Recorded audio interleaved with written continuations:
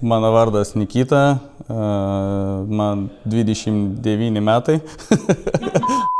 Be metų, ne? Jo, aš esu ožiaragis. Nikita Kaliman, dirbu projektų vadovu.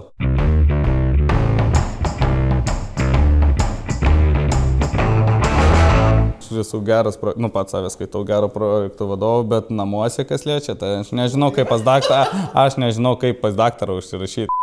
Tu žinot, kaip mokėti už vandenį, aš nežinau, tarkim, nu.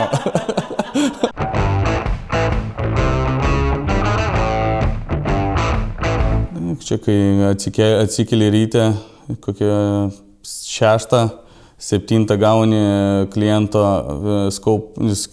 change of scope, prašo pagalbos, iki pietų sudėlioja prioritizavimą, sudėlioja į planą ir įgyvendinį jau darbą turi pasirašytus darbus. O čia va tokie dažnas dalykai pas mumis Refite.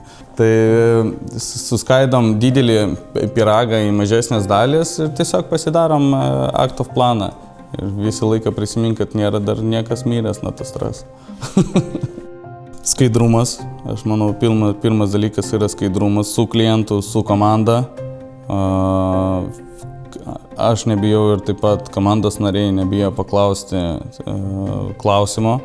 Ne? Tai čia atrodo mažas darbas, bet tai yra stipri pusė mūsų. Ir manau, kad klientas pasitikė mumis. Tiesiog.